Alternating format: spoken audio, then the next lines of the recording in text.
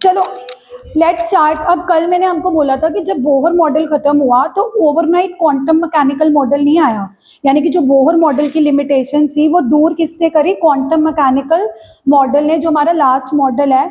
लेकिन मैंने तुम्हें बोला था कि कोई भी डेवलपमेंट ओवरनाइट नहीं होती, कि तुम रात को उठे एक मॉडल फेल हुआ अगला मॉडल नया अगले दिन आ गया, है ना। ऑब्वियसली साइंटिस्ट ने बहुत सारी रिसर्चेस करी, बहुत सारी डेवलपमेंट्स हुई, बहुत सारे फैक्ट्स उनके सामने नजर होकर आए, तो हमने वन बाय वन वो डेवलपमेंट्स पढ़नी है। तो कल मैंने तुम्हें बोला था कि हम सबसे पहले कौन सी थ्योरी पढ़ने वाले हैं, क्वांटम मैकेनिकल मॉडल तक पहुंचने के लिए जो पहली थ्योरी पढ़ने वाले हैं वो कौन सी थ्योरी है, इलेक्ट्रोमैग्नेटिक वेव थ्योरी। कल मैंने तुम्हें बोला था कि शायद तुम्हें लगे भी कि यार पढ़ एटम्स रहे हैं, यहाँ तो एटम के मॉडल की बात हो रही थी कि एटम के अंदर न्यूक्लियस है, अब ये लाइट की वेव थ्योरी क्यों पढ़ी जा रही है। Obviously it has some connection, obviously इसका एटॉमिक स्ट्रक्चर के साथ कुछ कनेक्शन है जो अभी आपको समझ नहीं आएगा। लेकिन मैंने कल भी आपको बोला था कि जब आप एक दो थ्योरीज कर लोगे तो मैं आपको सारी थ्योरीज कनेक्ट करूंगी कि ये एटॉमिक स्ट्रक्चर के साथ कैसे रिलेटेड है और इन्होंने एटम के मॉडल के बारे में जानने के लिए कैसे कंट्रीब्यूट करा।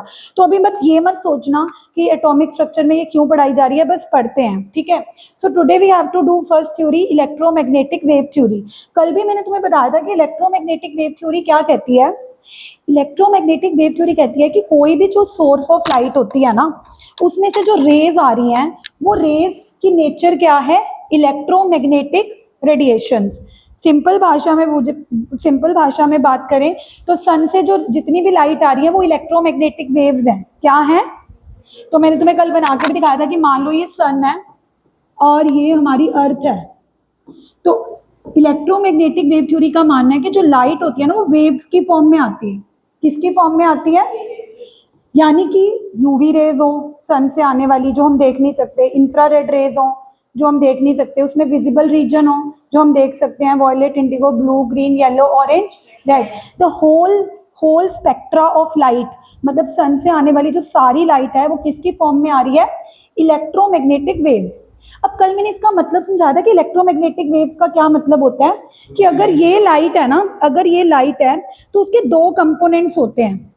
ये लाइट, इस पेन को लाइट की डायरेक्शन मान लो, लाइट के कितने कंपोनेंट्स होते हैं, दो, एक इलेक्ट्रिक कंपोनेंट और एक वाई। सन से आने वाली लाइट को इलेक्ट्रोमैग्नेटिक वेव्स कहा जाता है, वो मैं समझा रही हूँ कि आने वाली लाइट को इलेक्ट्रोमैग्नेटिक वेव क्यों कहा जाता है, क्योंकि इलेक्ट्रोमैग्नेटिक वेव थ्योरी का मानना था कि every light has two components perpendicular to each other as well as perpendicular to the direction of propagation of light. मतलब अगर लाइट एक्स एक्सिस में प्रोपगेट कर रही है, कौन सी डायरेक्शन में प्रोपगेट कर रही है, तो मान लो उसके वाई एक्सिस में कौन सा कंपोनेंट है, इलेक्ट्रिक कंपोनेंट, और जेड एक्सिस में कौन सा कंपोनेंट है, तो जाहिर सी बात है कि मैग्नेटिक और इलेक्ट्रिक कंपोनेंट भी एक दूसरे के क्या हो गए, perpendicular, as well as they are perpendicular to the direction of propagation of light. Okay, अब कल मैंने तुम्हें फील दिलवाने के लिए कि इलेक्ट्रिक कंपोनेंट क्या होता है, किसी बच्चे को ना बताओ कि मैम इलेक्ट्रिक कंपोनेंट क्या होता है, तो मैंने उसके लिए भी आपको बताया था कि जहां चार्ज है, पॉजिटिव चार्ज या, तो उसके आसपास की फील्ड को हम क्या बोलते हैं, इलेक्ट्रिक फील्ड। इलेक्ट्रिक फील्ड क्या होती है, the space around any positive charge और नेगेटिव चार्ज। जहां चार्ज है उसके आसपास पक्का क्या एग्जिस्ट करेगी, इलेक्ट्रिक फील्ड। कौन सी फील्ड एग्जिस्ट करेगी, और मैग्नेट के अराउंड कौन सी फील्ड एग्जिस्ट करेगी। अब तुम कहोगे कि मैम लाइट चार्ज है क्या, या लाइट कोई मैग्नेट है, हमें नहीं पता लाइट क्या है, पर भगवान ने एक चीज बनाई है कि कोई भी अगर लाइट होगी तो उसके दो कंपोनेंट होंगे ही होंगे, एक उसका, हाँ, एक उसका इलेक्ट्रिक कंपोनेंट होगा और एक क्या होगा। अब लाइट के अंदर है क्या, we don't know, and in fact सोच के देखो लाइट के अंदर पार्टिकल्स भी नहीं हो सकते। कोई बता सकता है कि लाइट के अंदर पार्टिकल्स क्यों नहीं हो सकते, क्योंकि अगर लाइट पार्टिकल्स के से बनी होती तो वो वैक्यूम में ना ट्रेवल करती। सोचो सन से जब अर्थ तक रेज आती हैं, वो बीच में बहुत सारा ऐसा एरिया भी आता है जहाँ स्पेस होती है, जहाँ एयर ही नहीं है, जहाँ पे क्या नहीं है। तो अगर लाइट पार्टिकल्स की बनी होती वो तो हमारे तक पहुंच ही ना पाती, बिकॉज उसको मटेरियल मीडियम की जरूरत पड़ती प्रोपगेट करने के लिए। सोच के देखो कि light even does not need any material medium to travel. Light को हमारे तक पहुंचने के लिए कोई एयर की भी जरूरत नहीं है, क्योंकि अगर एयर की जरूरत होती तो शायद लाइट हमारे तक पहुंच ही ना पाती।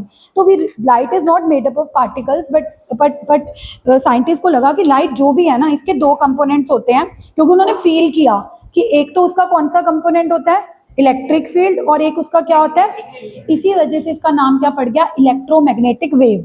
इसी वजह से इसका नाम क्या पड़ गया, इलेक्ट्रोमैग्नेटिक वेव। अब मुझे एक बात बताओ, अगर हम ये मान ही रहे हैं कि लाइट एक वेव की फॉर्म में आ रही है, तो वेव के बारे में हमें कुछ पता होना चाहिए। वेव की क्या क्या कैरेक्टरिस्टिक्स होती हैं? सबसे पहले वेव की कैरेक्टरिस्टिक होती है वेवलेंथ। जब भी वेव की बात करी जाती है, चाहे वो वाटर वेव हो, तालाब में पत्थर मारो तो वाटर की वेव्स बनती हैं, that is also a wave. जब आप स्पीक करते हैं, मेरी आवाज तुम्हारे तक पहुंच रही है, वो भी किसकी फॉर्म में ट्रैवल कर रही है, वेव। तो वेव तो किसी भी फॉर्म में हो सकती है, लेकिन जब भी वो वेव होती है उसकी कुछ कैरेक्टरिस्टिक्स होती हैं। क्या होती हैं? Characteristics number 1 is wavelength. तो वेवलेंथ क्या होती है कि अगर आपकी लाइट वेव की फॉर्म में है, तो वेवलेंथ वो डिस्टेंस होगा बिटवीन टू कंसेक्यूटिव क्रेस्ट या between two consecutive trough. Crest कौन से होते थे? सबसे टॉप पॉइंट्स। वेव के टॉप पॉइंट्स को क्या बोलते थे गाइस? और वेव के सबसे बॉटम पॉइंट्स को क्या बोलते थे? ट्रफ। तो वेवलेंथ वो डिस्टेंस है, wavelength is defined as that distance, जिस डिस्टेंस को मेजर करने के लिए आपने कौन से क्रेस्ट लेने हैं, कंसेक्यूटिव। ये ना हो शशांक एक क्रेस्ट तू ये ले ले, अगला क्रेस्ट तू ये ले ले, और तू कहे कि मेरी वेवलेंथ तो मैम ये है, फिर रॉन्ग हो जाएगी। जब भी आपको वेवलेंथ मेजर करनी है तो आपको कौन से क्रेस्ट के बीच का डिस्टेंस देखना है, कंसेक्यूटिव, साथ साथ। ऐसे अगर आपको ट्रफ के बीच में भी देखना है तो कौन सा डिस्टेंस देखना है, consecutive. So you have to be very much precise and clear. वैसे वेवलेंथ होता क्या है? अभी भी आप मेरे से पूछ सकते थे कि ना मतलब समझाओ, ये तो आपने हमें बता दिया कि वेवलेंथ को निकालना कैसे है। Wavelength is defined as the distance when one cycle is completed। जब एक साइकिल कंप्लीट हो जाता है ना, तो जितना डिस्टेंस होता है वही क्या होती है, वेवलेंथ। तो यहाँ पे लिखा है कि it is distance between two neighbouring crest और नेबरिंग ट्रफ। ठीक है, अब ऑब्वियसली वेवलेंथ डिस्टेंस है ना, दो ट्रफ के बीच में या दो, तो इसका यूनिट क्या होनी चाहिए? अगर कोई भी चीज डिस्टेंस है तो उसकी यूनिट क्या होनी चाहिए, मीटर, है ना, या क्या होनी चाहिए, सेंटीमीटर, या क्या होनी चाहिए, मिलीमीटर। किलोमीटर क्यों नहीं हो सकती? क्योंकि यूजुअली वेवलेंथ बहुत छोटी होती हैं। यूजुअली वेवलेंथ क्या होती है, मतलब अगर आप प्रैक्टिकली वेवलेंथ की मेजर फाइंड करोगे, वैल्यू आएगी पॉइंट, अगर तुम किलोमीटर में मेजर करने लग जाओगे तो वैल्यू आएगी 0.00000001 किलोमीटर। तो इस चीज को अवॉइड करने के लिए हम छोटी यूनिट्स यूज करते हैं। कौन सी यूनिट्स यूज करते हैं? छोटी यूनिट्स कौन कौन सी हैं? जैसे 1 angstrom. 1 is a very very popular unit to measure the wavelength. Wavelength की सबसे पॉपुलर यूनिट्स देख लो कौन कौन सी हैं। सबसे पहले तो है एंगस्ट्रॉम, एक कौन सी है, पिकोमीटर।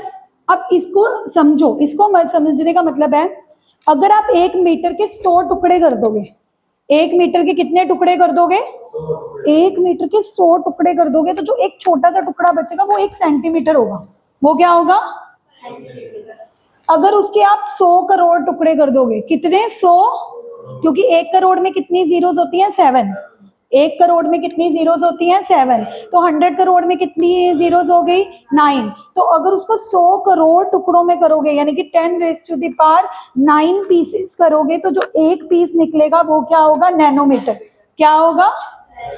अगर आप 1 मीटर के कितने पीसेस कर दोगे, 1000 करोड़। करने नहीं है, वैसे एक फील दिलवा रही हूँ कि एक हम रट तो लेते हैं कि एंगस्ट्रॉम क्या है, 10⁻⁻10 मीटर। अपने दिमाग में बिठाओ, इसका मतलब ये इतना छोटा पीस है कि अगर 1 मीटर के 1000 करोड़ टुकड़े कर दिए जाएं तो एक छोटू सा जो पीस निकलेगा वो एंगस्ट्रॉम होगा। और उससे भी छोटा कौन है?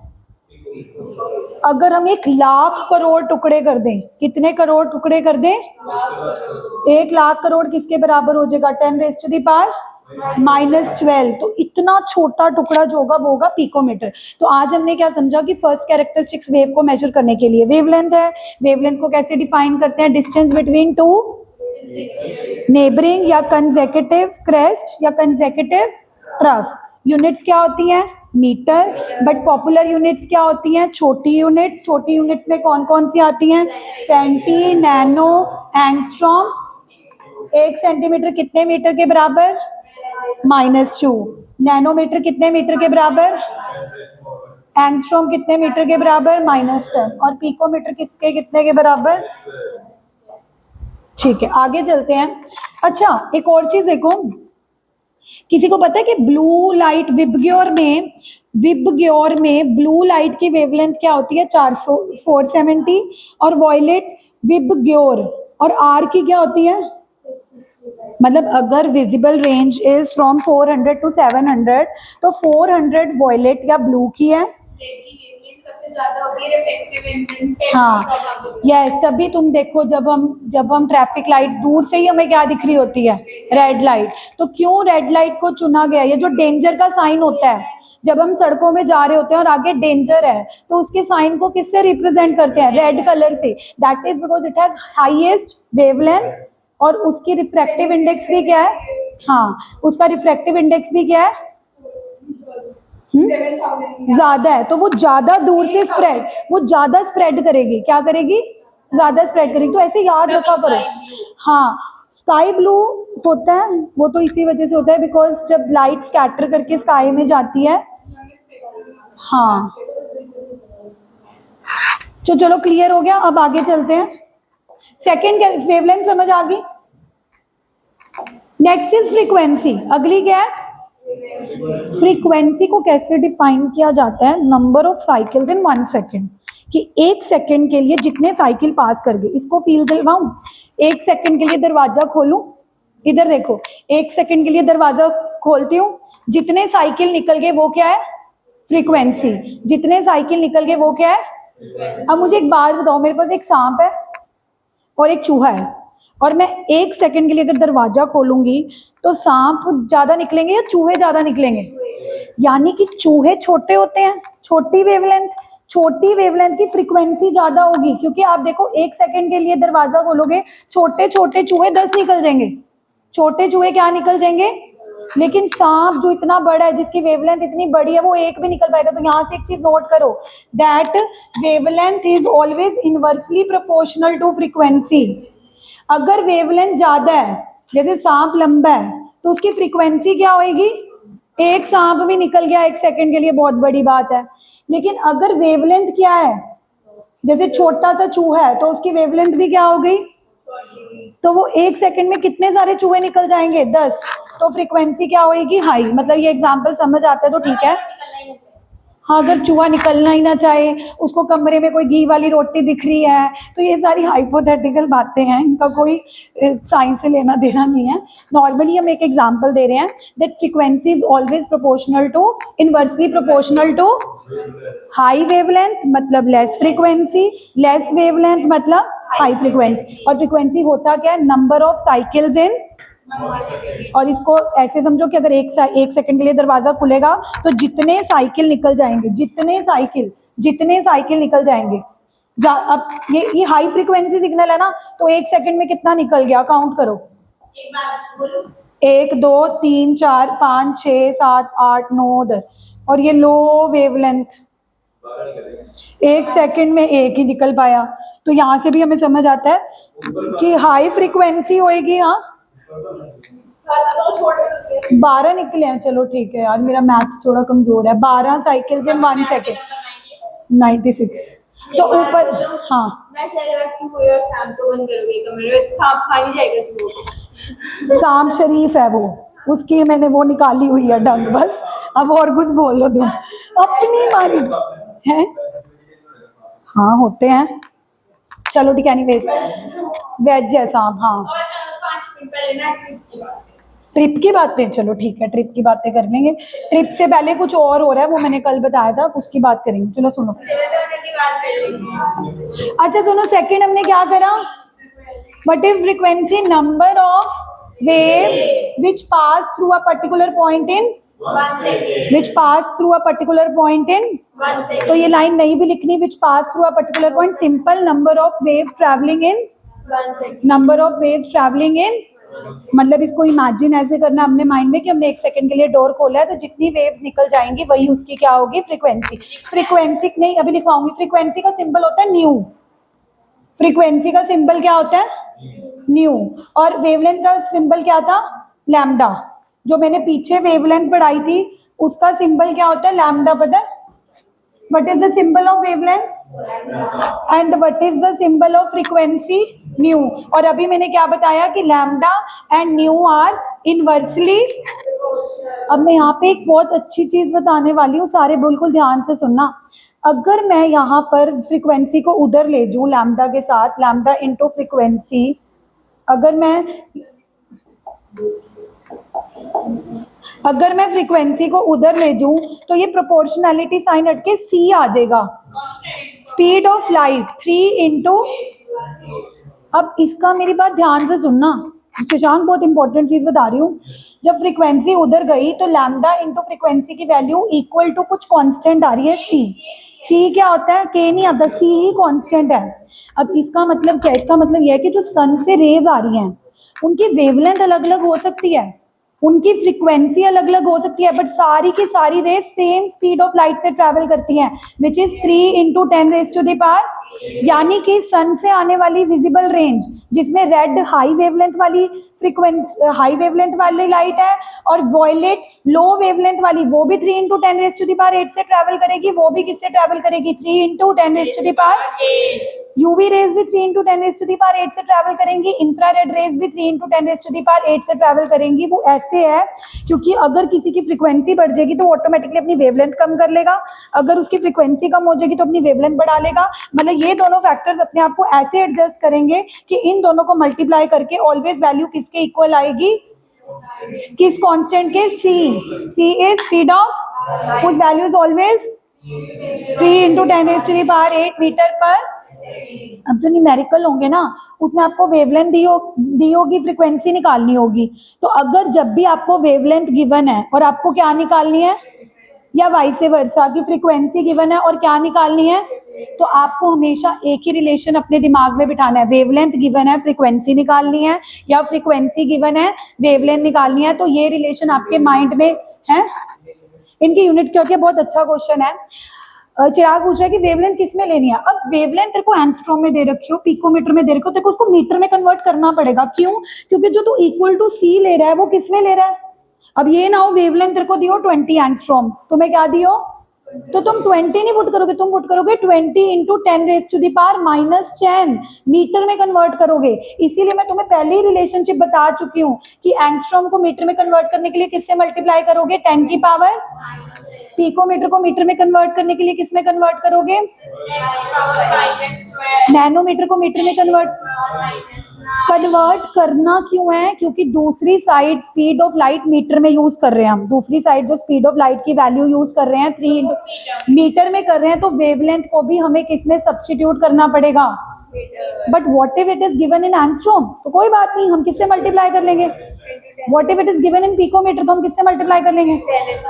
तो ये क्वेश्चन था तुम्हारा। और फ्रीक्वेंसी तो बाय चांस हर्ट्ज में ही दी होगी, हर्ट्ज इज पर सेकंड, हर्ट्ज इज पर सेकंड। तो फ्रीक्वेंसी की ज्यादा प्रॉब्लम होगी नहीं, ज्यादा प्रॉब्लम वेवलेंथ की आएगी, तो उसमें उसको आप अपने आप दिखता मीटर में कन्वर्ट कर सकते हो।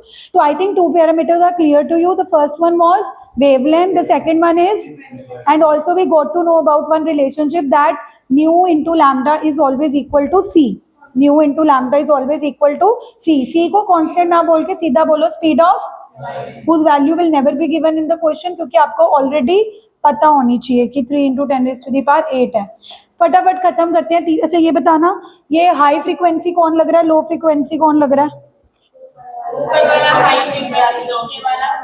ऊपर वाली हाई पता लगती है ना, ऊपर वाला हाई फ्रिक, मेरा ये तो तुम्हारे ही थे है ना। मेरा पेन, शशांक मेरा पेन कहाँ गया, तुम्हारे ध्यान ही बातों में है यार, हाथ से नहीं लिख रहा है। देखो हाई फ्रीक्वेंसी कौन है, लो फ्रीक्वेंसी कौन है, ऊपर वाला क्योंकि तुम्हें दिख रहा है ज्यादा साइकिल्स ट्रैवल कर रहे हैं, और नीचे वाला लो फ्रीक्वेंसी। और ये अच्छा अब ये बताओ, एक एमसीक्यू करो,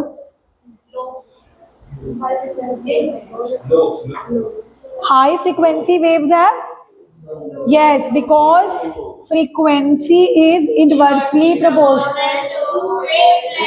तो अगर फ्रीक्वेंसी कैसी है, हाई, तो वेवलेंथ कैसी होगी, easy, okay. Third parameter is velocity. Third parameter is velocity. तुम्हें बचपन से पता है, distance travelled upon time taken. Distance travelled, हाँ यार तुम फिजिक्स को केमिस्ट्री में मत लाया करो। मैं तुम्हें पहले भी बोलती हूँ कि फिजिक्स में डिस्टेंस और डिस्प्लेसमेंट अलग चीज है, क्योंकि हम उसको स्केलर वेक्टर मानते हैं, है ना। और वैसे भी वेलोसिटी को हम वेक्टर मानते हैं। तो जब हम फिजिक्स में डिफाइन करते हैं तो पर्टिकुलरली वेलोसिटी के लिए डिस्टेंस वर्ड नहीं यूज करते, क्या वर्ड यूज करते हैं, डिस्प्लेसमेंट। लेकिन केमिस्ट्री में ना, मतलब वेलोसिटी और स्पीड भाई बहन है। वेलोसिटी स्पीड एक ही बात है ना, बिकॉज हम यहाँ पे ज्यादा स्केलर और वेक्टर में नहीं पढ़ रहे हैं, हम सिर्फ समझने की कोशिश कर रहे हैं कि वेलोसिटी हो या स्पीड हो, वो क्या है, डिस्टेंस अपॉन टाइम। लेकिन अगर आप पर्टिकुलरली लिखना चाहते हो चिराग, तो लिख लो डिस्प्लेसमेंट ओवर टाइम, है ना। तो वेलोसिटी क्या, वेलोसिटी,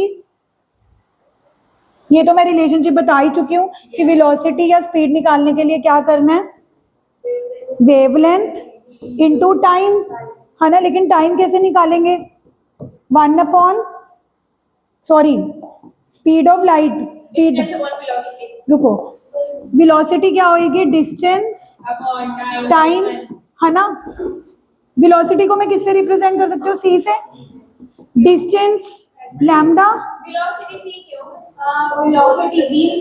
वेलोसिटी v होना चाहिए। लेकिन हम इलेक्ट्रोमैग्नेटिक वेव्स की बात कर रहे हैं, और इलेक्ट्रोमैग्नेटिक वेव्स तो हमेशा ही सेम स्पीड से ट्रैवल करेंगी, which is speed of light. तो इस केस में अगर मैं स्पीड को c से करती हूँ तो वो टेक्निकली करेक्ट है, क्योंकि मैं अपनी स्पीड की नहीं बात कर रही, मैं किसकी स्पीड की बात कर रही हूँ, लाइट। और लाइट की स्पीड तो फिक्स है ना, वो तो इस बात पे वेरी भी नहीं कर रही कि लो फ्रिक्वेंसी है कि हाई फ्रिक्वेंसी है। तो मैं बिल्कुल गलत, बिल्कुल मतलब अनडाउटेडली वेलोसिटी को किससे रिप्लेस कर सकती हूँ, डिस्टेंस लैम्डा।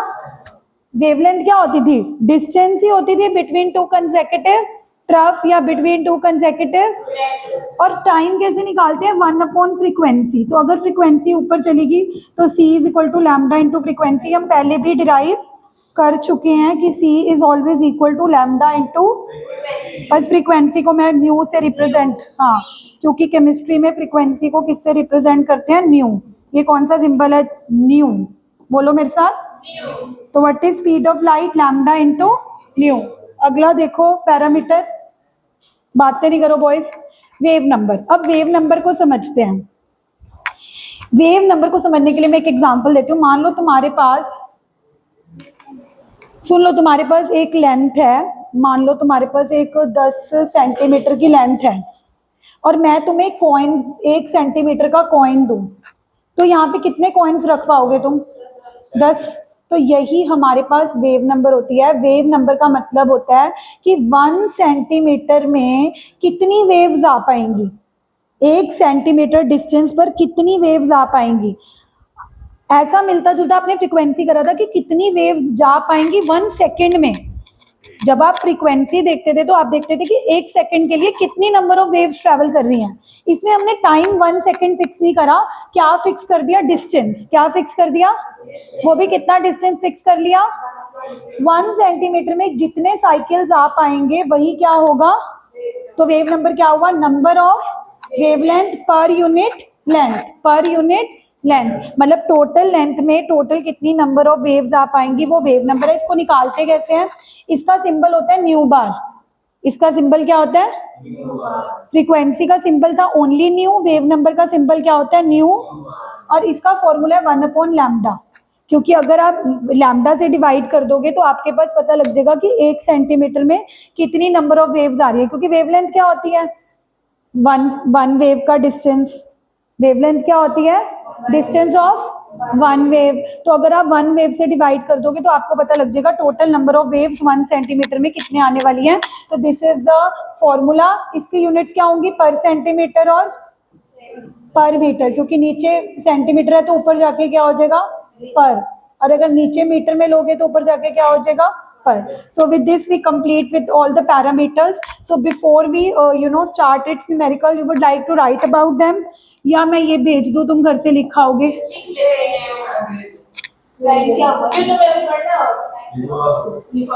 मेरी बात सुनो ना, ये बहुत इजी टॉपिक है। फिर एक मेरी बात सुनो, लिखवाती हूँ, 1-2 पेज छोड़ दो, लिखवाने से पहले 1-2 न्यूमेरिकल कर लो, फिर कर लिख लेते हैं। अच्छा ये बताना question, Distance between two consecutive crests. Distance between two consecutive crests या two trough is known as wavelength. उसके बाद अगला क्वेश्चन देखना, violet light has a wavelength. अब ये न्यूमेरिकल करो, पहले मेरी बात सुनो। जिन्होंने साथ साथ नोट्स बना लिए हैं ठीक है, जिन्होंने बनाने हैं चाहे मैं घर के लिए भेजूं या मैं खुद बनाऊं, लेकिन अभी के लिए 2 पेज छोड़ दो। 2 में आएगा कि 1.5 में ही आ जाएगा, थोड़े से कैरेक्टरिस्टिक्स है। हाँ 1 2 मतलब 1 2, जिनकी राइटिंग मतलब कम स्पेस लेती है वो 1.5 छोड़ दो, नहीं तो 2 छोड़ दो। लिखो फर्स्ट न्यूमेरिकल, न्यूमेरिकल्स लिखो। फर्स्ट न्यूमेरिकल लिखो, वॉयलेट लाइट हैज अ है। ये ऐसे हमारी लड़कियां इतनी नाजुक हैं, दूं दुपट्टा दूं डाल ले। हाँ तेरा है तो मोटा यार। एक तो एक दित्या जहाँ बैठे ना, मैं हवा आती भी बहुत है, या तो थोड़ा उधर चले, थोड़ी ठंडा हो गया ना रूम। नहीं नहीं ये मीटर में गिवन है क्या? मैंने इतना बढ़िया कलर चूज किया था, फिर हुआ क्यों नहीं हुआ? हाँ ये ब्लू किसका नीचे वाले का?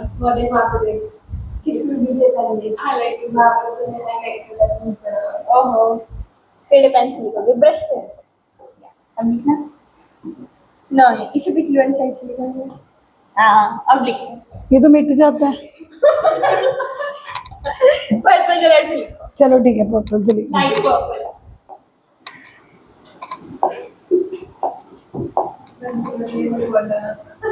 हाँ और लाइट लाइट और फिर दिखेगा नहीं ना। डार्क हो जाएगा। अच्छा अच्छा ऊपर लाइट होता है, कलर से नहीं पड़ी।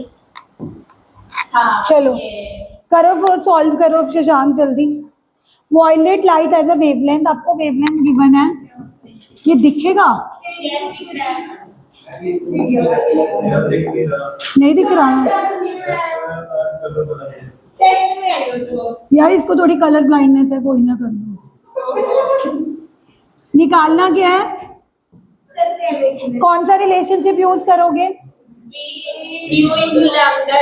We know lambda into nu is equal to सी।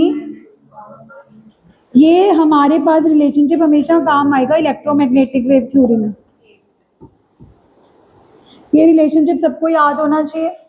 अब इसमें वेवलेंथ की वैल्यू में कितनी गिवन है? 4 पॉइंट। फ्रीक्वेंसी निकालिए, what is the value of c? Always आपके माइंड में होती है, तो इसमें अब देखो मीटर से मीटर तो फ्रीक्वेंसी आ जाएगी 3 into 10⁻8 divided by 4.10 into 10⁻⁻12 second है। हाँ तो मैंने न्यू नहीं लिखा यार, मैं मेरे से ना बनने ऐसे ही बनाती हूँ न्यू, तुम्हें जैसे आता है, बट फ्रीक्वेंसी के लिए यूज कर सकते। ऑप्शन में नहीं है, एक बार मैं देखती हूँ। 3/4 नहीं, 0 पॉइंट क्यों आएगा, मैं बताती हूँ। ये पावर चलेगी 20, अब एक पावर इसको दे दे, -12 ऊपर जाके है ना, अब इसको दे दे 30 दे दे, इसको 19 बना ले। क्यों 19 बनाना है? क्योंकि हमारा आंसर 19 वाले से मैच करेगा। 30/4 15/2 7.5 3 आ रहा है, मैंने अप्रोक्सीमेटली निकाला, चलो 7.3। समझ आया? बड़ा सिंपल सा क्वेश्चन है, आप है ना, सिंपल है ना, क्योंकि आपको वेवलेंथ गिवन है। ये पावर पता है क्या होगी शशांक? -12 ऊपर जाकर, हाँ तो 8 + 12, हाँ दैट इज वाई यहाँ पे 20 बन रहा है। लेकिन हमारे किसी भी ऑप्शन में 20 तो था नहीं, या तो क्या था 19 या तो क्या था, तो इसको पहले मैंने 19 बनाया। 19 बनाने के लिए एक 0 इसको दे दी, तो 30/4 क्या बन गया? 30/4 तो क्या बना? हाँ, और पावर क्या है? तो कौन से ऑप्शन से मैच कर रही है? 7। इजी पीजी, इजी पीजी, हाँ लेमन स्क्वीजी। आगे करो। Put the visible light colours in order from longest to shortest. क्या है मैम? लॉन्गेस्ट मैम एक मिनट, वो भी कर रहे हैं जल्दी यार। ये अभी तक तुम टोर्टोइज और रैबिट में से टोर्टोइज ही बने हुए हो, जल्दी जल्दी करो। हाँ, अब जमाना बदल गया। हाँ चलो जल्दी की बात में बढ़ना फिर मैं बात चलो, put the visible light colours in order from longest wavelength. नहीं violet, indigo, blue, green, yellow, orange. Red से वॉयलेट जाते हैं, इसकी वेवलेंथ सबसे क्या होती है? हाई। और इसकी क्या होती है? तो लॉन्गेस्ट से शॉर्टेस्ट, तो सबसे पहले रेड आएगा, फिर ऑरेंज, फिर येलो, पहले क्या आएगा? रेड। विबग्योर में विब विब दो पेन नहीं मिले थे? हैं? दो पेन मिले हैं या एक? पता ही नहीं, मेरे को लगता है शायद एक ही मिला। क्यों? दो मिलते हैं। फिर मैं पूछ लूंगी, मेरे हस्बैंड को पता होगा। देखिए आगे। आपको तो तीन चाहिए मिनिमम। क्यों? एक हाथ में एक पॉकेट में यहाँ पर। सच में? क्या bag. Limitation of wave theory. अब ठीक है, अब एक नहीं, एक में कम न्यूमेरिकल नहीं। हाँ लिखो लिखो, एक minute. Calculate wave number, calculate wave number,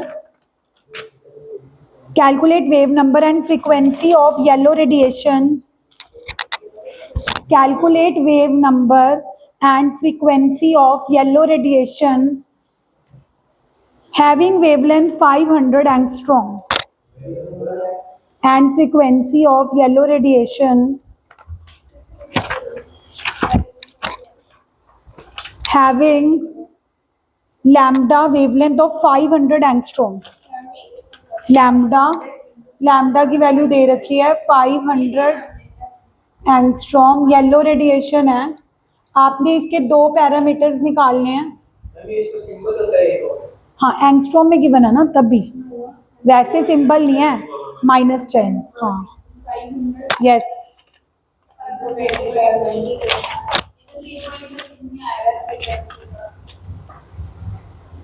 NCERT का एक क्वेश्चन है ये। फ्रीक्वेंसी कितनी आ रही है?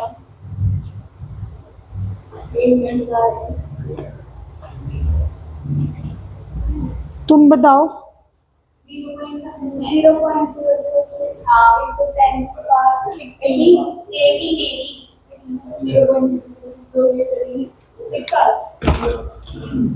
Frequency C by lambda.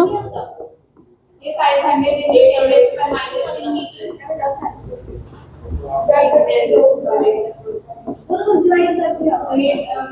गया 18 हो गया। फिर इसकी दो जीरोस काट दो। 0.6 की पावर 3/5 is 0. तो बेटर है इसका आंसर 6 × 10 की पावर 15, क्योंकि आंसर नॉर्मली हम कोशिश करते हैं कि 1 डिजिट के बाद पॉइंट लगाएं, हाँ होल नंबर में देने के लिए। बट जिनको नहीं पता लगेगा वो यहीं तक छोड़ दें। फ्रीक्वेंसी निकालनी बिल्कुल सिंपल थी, C/लैम्डा। सी की वैल्यू 3 × 10⁸ लेनी थी। वेवलेंथ एंगस्ट्रॉम में लेनी थी, है ना? तो 10⁻⁻10 ऊपर जाके 10 + 8 18 होगी। बट 500 की दो जीरोस जब हमने काटी तो वो 16 रहेगी। तो एक जीरो हमने 3 को दे दी, या फिर 3/5 0.6 है तो उसको 6 बनाने के लिए पावर कम कर दी। और क्या निकालना था? Wave number. एक और पैरामीटर भी निकालना था ना, दूसरा पैरामीटर क्या निकालना था? Wave number. वेव नंबर का सिंबल न्यू बार होता है 1/λ, सिंपल 1/λ। वेव नंबर का सिंपल सा फॉर्मूला है 1/λ। तो 1/500 नहीं, 10⁻⁻10 उसको मिट, ये ऊपर जाएगा 10⁻⁻10। तो दो जीरो कट जाएंगी, 10 की पावर 8, 2 × 10 की पावर 7, क्योंकि एक 10 ले लो, 10/5 is 2। बस नित्या नहीं समझा? अगर किसी को कोई भी पॉइंट नहीं समझ आ रहा तो प्लीज लेट मी नो, मैं क्लियर करा दूंगी। बस एक लास्ट क्वेश्चन कर लो। नहीं समझ आया बेटा? हैं? इस क्वेश्चन में शशांक क्वेश्चन क्या था? Calculate the wave number. Wave number को फ्रीक्वेंसी का जो सिंबल होता है ना, न्यू बार से रिप्रेजेंट करते हैं। किससे रिप्रेजेंट करते हैं? और उसका फॉर्मूला था 1/लैम्डा। तो बच्चे को लगेगा कि कुछ करना ही नहीं है, बट उसमें भी कैलकुलेशन है। क्यों? क्योंकि लैम्डा सिर्फ 500 नहीं है, क्या है 500 इंटू 10 की पावर। तो जब ये 10⁻⁻10 ऊपर जाएगा, ये क्या बन जाएगा 10 की पावर 10। फिर नीचे वाली 2 जीरोस काट लोगे। मैगी नूडल्स, ये अगली थ्योरी है, कल मैगी लेके आएंगे, ठीक है। ये पीले डालते हैं। नहीं नहीं, कच्ची। बस यही काम कर, तो गैस ले आऊंगी, यही बना लेंगे। क्या करते मतलब छोटे बच्चे हैं, मतलब मेरा 5 साल का बेटा ना, वो वाली हरकतें हैं। मम्मा मैगी बना दो, वो भी यही कहता रहता है हर टाइम। बाहुबली भी बनाऊंगी, बाहुबली फिल्म का वो है, बाहुबली। ये भी अच्छी लगती है आपको या मैगी? मैगी। हम 90s के बच्चे हैं, हमें वही अच्छी लगती है। मुझे ये क्रीम ठीक है, ये सुनो मेरी बात, वेव नंबर में आपको लगेगा कि कुछ नहीं करना, क्योंकि it is just by 1, but उसमें भी कैलकुलेशन इन्वॉल्व है। क्योंकि 10⁻⁻10 ऊपर जाके क्या हो जाएगा 10⁻10, फिर 2 जीरो कट जाएंगी। 2 जीरो कटने के बाद 10 की पावर 8/5। नहीं, अभी एक न्यूमेरिकल पढ़ा है लास्ट। आपने 5 मिनट रह गए, आपने प्रॉमिस किया था पहले। Promises are meant to be broken. लिखो अगला क्वेश्चन। आप हटवाई कर रहे हो। मैं ऐसी हूँ गंदी सी। The wavelength range, last question फिर करेंगे बातें, लास्ट। नहीं नहीं, 5 मिनट लेट चले आना, +2 वाले लेट आते हैं, +2 वाले। हाँ नहीं, वो मनिक सर से लेट छुट्टी होती है ना उनको। कोई मनिक बोलता है, कोई मानिक बोलता है, फिर हमें माइनस से डिवीजन नहीं होती होगी। होती है। द वेवलेंथ रेंज, नहीं माइनस हाँ हमसे पहले होती है, दूसरे नहीं बोलते। वो शिखा मैम से आते हैं, सॉरी मैं भूल गई। The wavelength range of visible spectrum extends from, ये मैंने सारे सॉल्व्ड एग्जांपल करा दिए प्रदीप के। आपने इलेक्ट्रोमैग्नेटिक वेव थ्योरी के अनसॉल्व्ड करके आने, 5 क्वेश्चन है। मैं सॉल्व बोल रही हूँ। हाँ हाँ कर लिया, आ जाओ। Extends from violet 400 nanometre to red. मैं आ रही हूँ, देख रही हूँ कौन बच्चा नहीं कर रहा। Express these wavelengths in frequencies in hertz, NCERT solved example। ये करो। ये तो वॉयलेट का भी दिया, रेड का भी, फिर उन्होंने दोनों की बोली है ना। अलग अलग फाइंड। हाँ हाँ, पहले वॉयलेट की निकालो, पहले वॉयलेट की निकाल, फिर वो रेंज बताएंगे कि यहाँ से यहाँ तक लाई करता। इस क्वेश्चन में वो बोल रहे हैं कि विजिबल रीजन कहाँ से कहाँ लाई करता है, वॉयलेट से कहाँ से कहाँ लाई करता है, वॉयलेट से रेड। तो वो पूरी रेंज निकालनी है, तो पूरी रेंज के लिए आप सारे कलर्स की थोड़ा निकालोगे, एक वॉयलेट की और एक, दोनों की वेवलेंथ गिवन है, दोनों की क्या निकालनी है, फ्रीक्वेंसी। फॉर्मूला क्या लगेगा, C is equal, frequency is equal to C by lambda. C by lambda निकालना होता है तो सी बाय फ्रीक्वेंसी, फ्रीक्वेंसी निकालनी है तो सी बाय लैम्डा। पहले लिख वॉयलेट, पहले वॉयलेट की निकाल।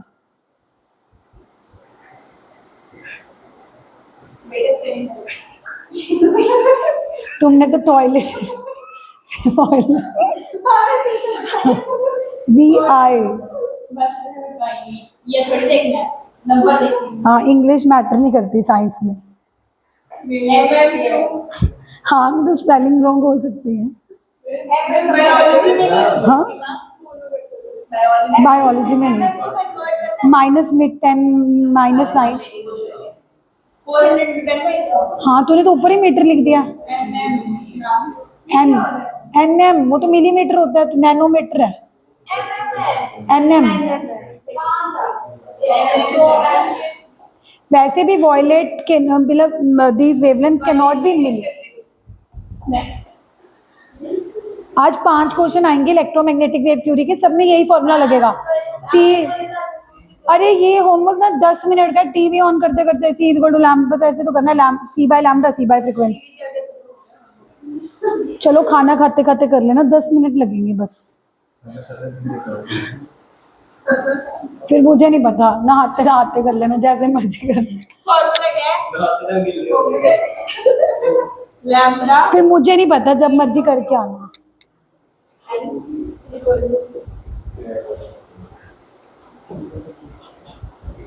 कैलीग्राफी कंपटीशन ही चल रहा, जल्दी जल्दी लिखो।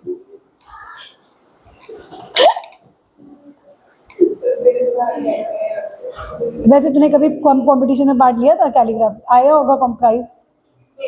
मेरा भी आया हुआ है वैसे, मेरा भी कैलीग्राफी में आया। मेरा ना पेन पे वेरी पे पेन अच्छा नहीं है। तो फिर जब कंपटीशन हो उस दिन तो बंदा अच्छा ही लेके जाता है। बस हम स्कूल वाले कुछ देते हैं, हम स्कूल के लिए आपके लिए सभी कोर्स के पॉइंट्स चूज किए थे, मैंने कोर्स ये क्या -7? क्यों मैम ये भी तो है अच्छा अच्छा ठीक है। थ्री बाई सारे आप खुद अपनी कॉपीज में भी तो करो, वो तो कर ही रही है। ये गलत है, आपके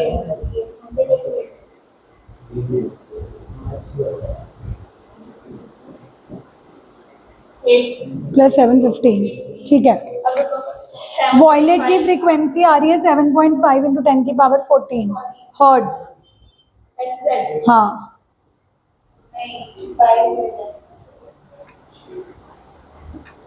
चल बस, हाँ वही बता रही हूँ। इसने देखो वॉयलेट की निकाल ली है, बस यही साइड पे रेड की कर दी। वॉयलेट का देखो वेवलेंथ गिवन थी 400 नैनोमीटर। रेड किया ना प्रेसिडेंट। ठीक है लिख। वॉयलेट की हमें वेवलेंथ 400 दे रखी थी, सॉल्व करके फ्रीक्वेंसी 7.5 आ रही है सबकी। नहीं यार वाओ अब मुझे असिस्टेंट हायर कर दो, मैं काम करूंगी। शशांक करो क्वेश्चन।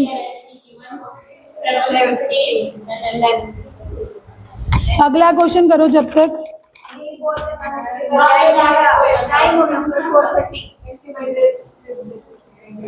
फिर मेरी बात सुनो, ये इलेक्ट्रोमैग्नेटिक वेव थ्योरी तो कितनी सिंपल है ना, क्योंकि एक ही फॉर्मूला लग रहा है, lambda is equal to C by frequency, और अगर फ्रीक्वेंसी गिवन होगी तो सी बाय लैम्डा, और अगर सिर्फ वेव नंबर निकालना तो 1 बाय लैम्डा। अगर मैं इसके और क्वेश्चंस कराऊं तो that is wastage of time. सिर्फ 5 प्रॉब्लम्स और प्रैक्टिस है, करके आओगे? हाँ फोटो तो मैं भेजूंगी ग्रुप में, ठीक है। प्रॉब्ली ना आप नंबर ऐड करवा लेना मैम से, ठीक है। और मैं ये होमवर्क भेजूंगी, सबने करके आना, वरना it will hardly take 10 minute है। बदल सकते हो आप भाई? क्वेश्चन है, अगर तो 10 मिनट लगेगी। नंबर ऑफ क्वेश्चन से मतलब बड़े सिंपल से। मुकद में हॉलीडे होते हैं ना, स्कॉलर्स में छुट्टी होती है बस सबको, सेकंड सैटरडे है। तो दिन में कर रही है ट्यूशन। अच्छा शिखा मैम का टेस्ट है कितने बजे? फिर सेम 3:30 ही रखो है, बस ठीक है। नहीं 2:30 इनकी मानिक सर के पास ट्यूशन होती है ना, कहाँ से घूम के आना पड़ेगा। नहीं है ही 3:30, क्योंकि मानिक सर की ट्यूशन है। या तो सुबह रखनी है सुबह रख लो, 8 से 9, 9 से 10, 10 से 11, 11 से 12। इसको केले को कुछ है यही आंसर आ रहा है। वॉयलेट की फ्रीक्वेंसी क्या आ रही है 7। तो तुमने आंसर पता है क्या लिखना है? तुमने आंसर लिखना है कि फ्रीक्वेंसी एक्सटेंड्स फ्रॉम रेंज, मतलब वो कहाँ से कहाँ एक्सटेंड करेगी, उसकी कितनी आ रही है 4 इंटू, उसकी कितनी आ रही है 4 इंटू 10⁻²2